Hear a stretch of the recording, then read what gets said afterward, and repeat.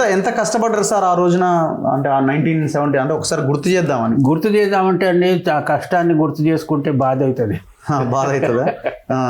ఎందుకంటే ఇక అట్లా పెద్ద కథ రామాయణ మహాభారతం ఎట్లుందో ఈ మెమోరియల్ విషయంలో కూడా అదే రకంగా ఉన్నది, పెద్ద కథ. ఇంత అంత కాదు, ఒక్కొక్క స్టెప్లా నేను ఎదుర్కోవాల్సి వచ్చింది. దీంట్లో ఒక గమ్మత్ ఏముందంటే నీకు ఒక విషయం చెప్పాలి. ఆంధ్రప్రదేశ్ ప్రభుత్వం తెలంగాణ సాధన కొరకు ఉద్యమకారులను మెమోరియల్ కడుతున్నాం. అయితే ఆ లెవెల్లో వాళ్ళు దీన్ని పట్టించుకోరు, ఒక విషయం. ఓకే. రెండవది ఏంటంటే మనోళ్ళు కూడా అంతగా ఇంట్రెస్ట్ చూపించరు. అది మరో ఇంకో విషయం. ఎందుకంటే వీళ్ళు పోయి అక్కడ మాట్లాడిండ్రంటే అక్కడ మనోళ్ళు పోయి ఏమన్నా చేసిండ్రంటే వాళ్ళ అది పోతుంది, పవర్లు పోతాయి, ఎమ్మెల్యే పోతాయి. తెలంగాణ వాళ్ళు ఎవరు వచ్చేది కాదు, అక్కడ వచ్చేది కాదు, వీళ్ళు రారు కూడా, ఆంధ్రోళ్ళు రారు కూడా. ఆ లెవెల్లో నాకు ఇద్దరి మధ్యన ఇరుకాటం జరిగింది. ఓకే. అది డిజైన్ అప్రూవ్ అయింది, అదంతా పెద్ద కథ, అది ఒక కథ. మీరు ఎంత ఖర్చు పెట్టారు? మీరే ఖర్చు పెట్టారా, గవర్నమెంట్ ఇచ్చిందా? గవర్నమెంట్ ఇవ్వాలని అనుకున్నది. అయితే అడపా నేను కార్పొరేషన్ చేసింది.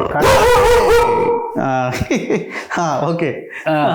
కార్పొరేషను, మున్సిపల్ కార్పొరేషన్ అంటే వాళ్ళు ఒప్పుకున్నారు దీన్ని, ఖర్చులకు దానికి దీనికి.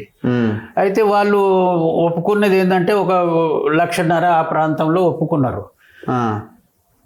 అయితే మధ్యన నేను అడుగుతూ పోతే 10,000, 20,000 అట్లా 50,000 వరకు ముట్టింది నాకు. అయితే గమ్మత్ ఏముందంటే ఇక వాళ్ళు ఎవరు పట్టించుకోలే, వీళ్ళు పట్టించుకోలే. నా డిజైన్ అప్రూవ్ అయింది. నా డిజైన్ అప్రూవ్ అయినాక బాధ్యత నా మీద పడ్డది. రాళ్ళు తెచ్చుకోవడము, రాళ్ళు అక్కడక్కడ గుట్టలలో పెద్ద రాళ్ళు, బోల్డర్ పెద్ద బోల్డర్స్ తేవడము, అవన్నీ రికార్డ్. సింగిల్ స్టోన్ లాగానే తయారు చేస్తున్నారు కదా మీరు. చాలా చాలా కష్టపడ్డండి. పెద్ద బోల్డర్స్ మీకు ఇదివరకు ఉన్నాయి, ఫోటోలు ఉన్నాయి. మళ్ళీ తర్వాత సంగతి, ఒక single boulder 5 feet by 5 feet square, 11 feet height, single boulder. దాన్ని తీసుకురావడం జరిగింది. అది తెచ్చినాక దాంట్లో డిజైన్ చేయాల్సి వస్తుంది. అయితే ఆ రకంగా పూర్తి కష్టానికి వెళ్ళగట్టలేము మనం చేసినాం అంతే. కానీ నాకు గమ్మత్ జరిగింది ఏంటంటే పైసా సంగతి. ఇక నేను ఎగబడ్డా దాని కొరకు, ఎట్టయినా కానీ ఏమైనా కానీ కంప్లీట్ చేయాలి అని లోన్లు తీసుకున్నా, బ్యాంక్ లోన్లు తీసుకున్నా పర్సనల్ గా. ఎందుకంటే వీళ్ళ దగ్గర తిరిగి ఆటకు వస్తుంది. వాడు ఇప్పుడు అంటాడు, రేపు అంటాడు, మా అమ్మ అంటాడు. అదంతా పెద్ద కథ ఉంటుంది. అది మళ్ళీ కొంత ఇంట్రెస్ట్ ఉండరు దానిపైన, మమకారం ఉండదు, అదంతా ఉండదు కథ. అయితే నేను నా సొంతంగా కంప్లీట్ చేయాలి అంటే నాకు సంతోషం ఏంటంటే ఇంత పెద్ద హిస్టారికల్ మెమోరియల్ నేను చేస్తున్నా కదా, దాన్ని ఎట్లాగైనా కంప్లీట్ చేయాలి అని బ్యాంక్ లోన్ తీసుకున్నా. ఒక చిన్న పోర్షన్ ఉంటాడు ఓల్డ్ సిటీలో, ఆ పోర్షన్ కూడా అమ్మేసిన.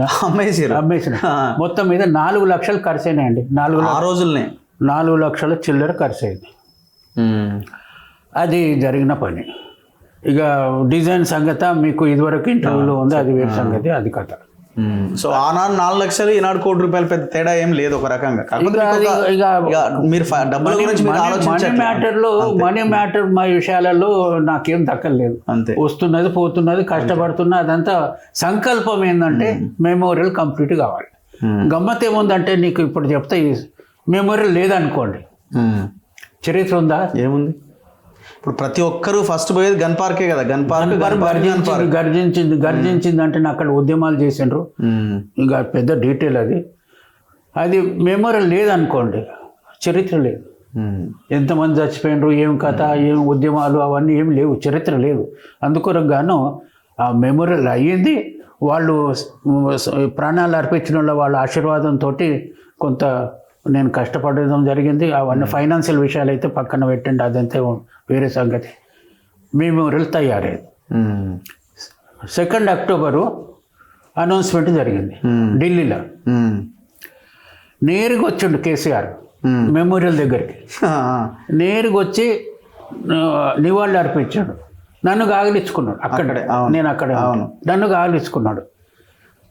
ఇక్కడికి వచ్చినాక గవర్నర్ దగ్గర పోయిండు.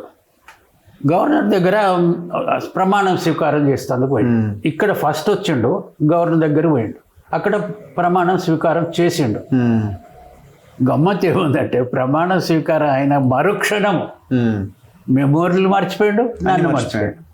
ఇది ఆయన యొక్క క్యారెక్టర్. అంటే ఆయన ఆలోచనల్లో గన్ పార్క్ అన్నది ఉండకూడదు, ఆయన కట్టించిన ఇక అవన్నీ ఆయన సంకల్పం, ఆయన ఆలోచన. కానీ దీన్ని వాడుకోవడం అయితే జరిగింది. పబ్లిక్లో ఇది ఉన్న ఇంపార్టెన్స్ను దాన్ని వాడుకోవాలనే తోటి ఆయన వాడుకున్నాడు. కానీ ఆయన కథలన్నీ ఇప్పుడు ఏమైనా రిక్వెస్ట్ చేస్తున్నారా ముఖ్యమంత్రి ఇంకా రేవంత్ రెడ్డి గారు?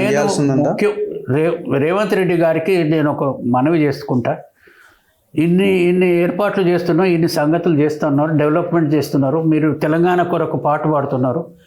మీ సంకల్పం అంతా తెలంగాణ డెవలప్మెంట్ అనేది ఉన్నది. దీన్ని ఇప్పుడు ఇనాగ్రేషన్ అన్నామా, డెడికేటెడ్ అన్నామా, ఏదన్నా అందామా, అంత వేరు సంగతి. కానీ దీన్ని ఒక డెడికేషన్ చేసి లాంఛనపూర్వకంగా గవర్నమెంట్ లాంఛనాలతోటి అక్కడ ఒక ఫంక్షన్ చేసి ఒక శిలాపలకం పెట్టి ఇది మెమోరియల్, దీన్ని ఇది 69 అజిటేషన్లో ప్రాణాలు కోల్పోయిన వాళ్ళ మెమోరియల్. ఇది ఒక 360 మంది చనిపోయినారు అన్నట్టుగా అసెంబ్లీలో డిక్లేర్ అయింది. ఆ విషయం చెప్పుకుంటూ ఒక శిలాపలకం పెడితే రేపు వచ్చే తరానికి అది ఏందా అని తెలుస్తుంది. ఇప్పుడు ఏముందంటే ఇప్పుడు లేదు, ఏమీ లేదు, శిలాపలకం లేదు, ఏమీ లేదు. అది డెకరేటివ్ పీస్ ఉన్నదేమో చెమన్లా అనుకుంటారు. సగం మంది మర్చిపోయిండ్రు. అప్పటి నుంచి ఇంకొక 2 జనరేషన్లు పోయిందంటే ఇది ఆయనతో దాన్ని పూర్తిగా మర్చిపోతారు. ఒక పార్కులో ఒక డెకరేటివ్ పీస్ ఉన్నదేమో అని అనుకుంటారు. అట్లా కాకుండా శిలాపలకం పెడితే అక్కడ మళ్ళా లాంఛనపూర్వకంగా డెడికేట్ చేస్తే దానికి ఒక ఇంపార్టెన్స్ అవుతుంది. ఇది నీ కొరకు నా కొరకు కాదంటే వాళ్ళు ప్రాణాలు అర్పించండి, వాళ్ళ కోసం వాళ్ళ ప్రాణాలు అర్పించినాక నువ్వు మెమోరియల్ కట్టుకొని దాన్ని ఇనాగ్రేషన్ చేయకుండా ఉంటే అది తీరని మచ్చ. జాతికే, తెలంగాణ జాతికే తీరని మచ్చ. అది మీరు కొద్దిగా అంటే మనవి చేసుకోవడం ఏంటంటే ఈయన ఒప్పుకుంటాడు. ఇప్పుడు నేను చెప్పాల్సిన అవసరం లేదు. మనకు రేవంత్ రెడ్డి గారు సంకల్పం ఉన్నది, ఆయన దగ్గర కూడా సంకల్పం ఉండవచ్చు. దీన్ని ఒక డెడికేట్ చేసి లాంఛన ప్రకారంగా ఇనాగ్రేట్ చేస్తే ఈ గత చరిత్ర అంతా ఒక చాప్టర్ క్లోజ్ అవుతుంది. మళ్ళీ ఇక మనం డెవలప్మెంట్ అనండి వేరే విషయాలని. సరే, anyway thank you very much sir. So మీకు ఇంకా గౌరవం దక్కాలి. మీకు మేము అనుకుంటున్నాం ఏంటంటే నిన్న దక్కింది ఒక ఎత్తు అయితే, అమరవీరుల స్తూపానికి పూర్తి స్థాయిలో మీరు అన్నట్టుగా శిలాపలకం పెట్టి ఒక ప్రోగ్రామ్ చేస్తే ఇంకా లాంఛనంగా చేస్తే సరే మీకనో ఇంకోరికనో కాకుండా తెలంగాణ అమరవీరులకి ఇంకా మంచి నివాళి అర్పించినట్టు అవుతుందని నా అభిప్రాయం. Thank you sir, thank you very much. చూస్తూనే ఉండండి మన తొలి వెలుగు.